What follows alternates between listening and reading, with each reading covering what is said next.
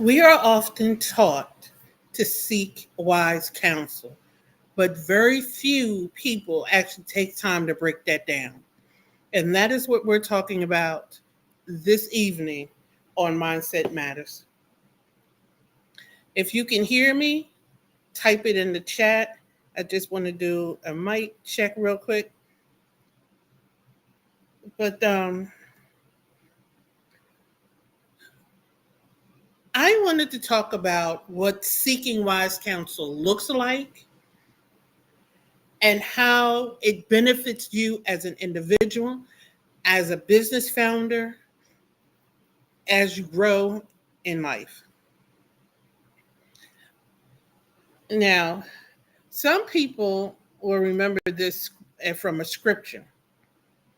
Some people remember this from, excuse me, from various thought leaders.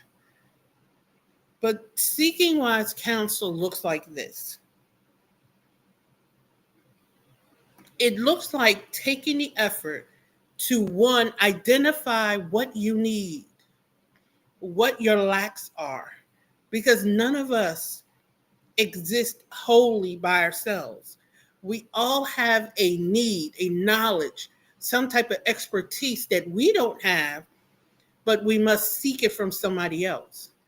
So without the introspection, without taking an analysis of yourself, you don't even know what counsel you need.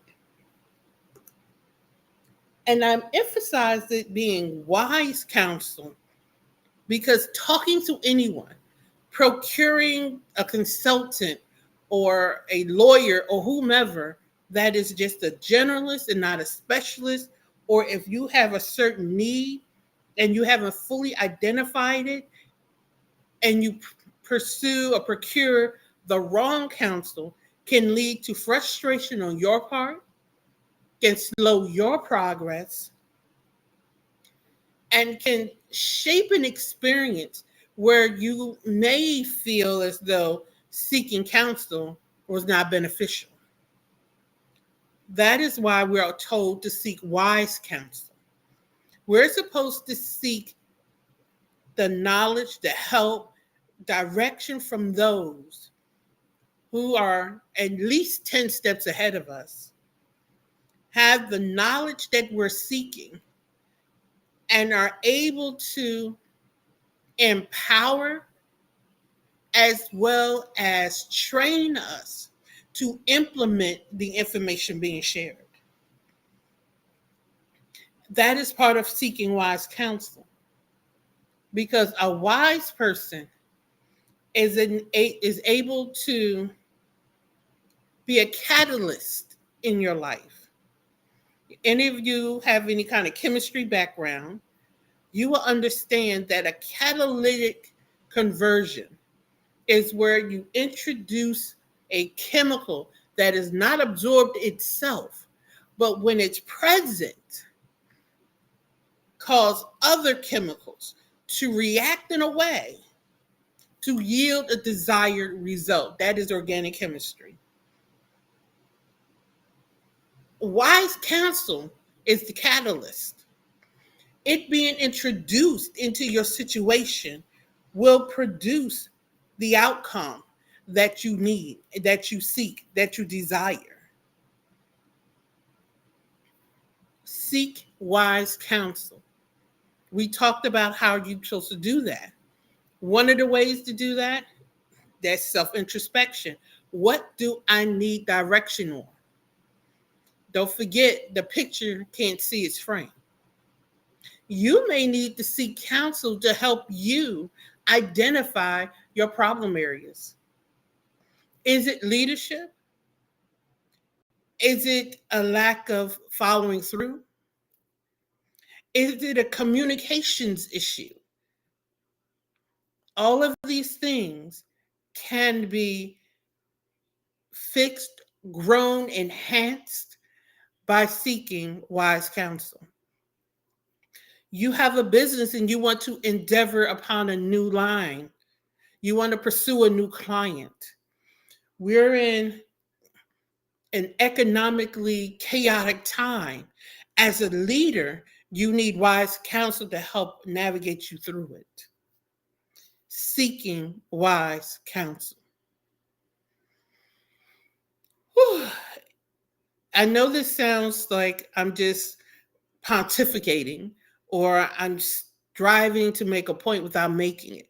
But the point is this: you need to seek the advice of someone who is knowledgeable in the area you need advice in. And it may be more than one person.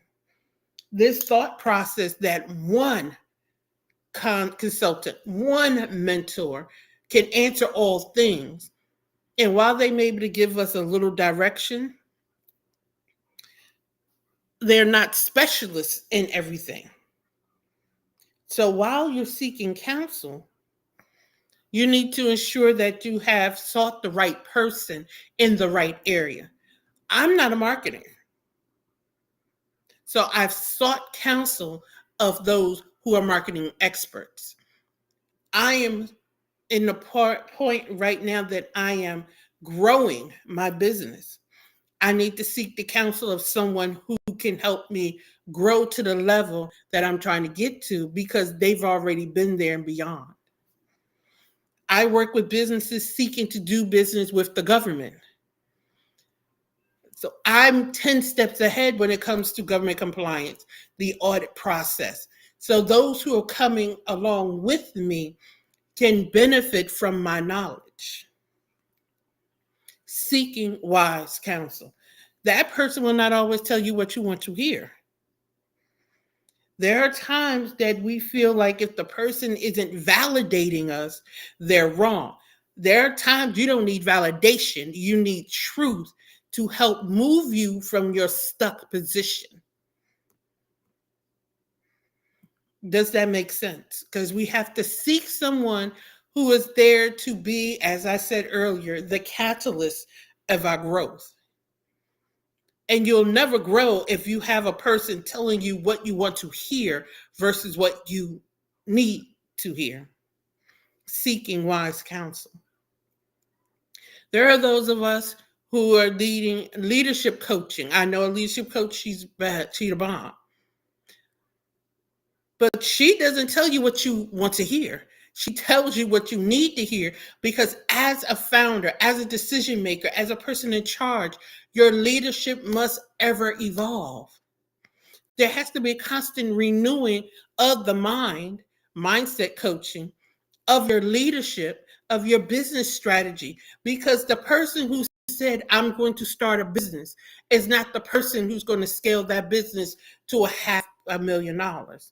Those are two distinct people. Those are two distinct individuals.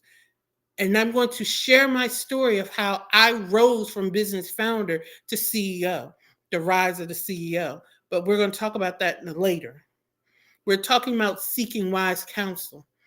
There are rules of engagement to every industry, and walking through as though you don't need to know those rules. You need to seek wise counsel. Without that council of advisors, you're vulnerable in areas. There are areas you will take longer to grow, and you don't have to learn everything. This concept of I'm going to just learn and fail on my own costs you time, costs you heartache, costs you lack of acceleration and growth, and can cause you money. Seek wise counsel.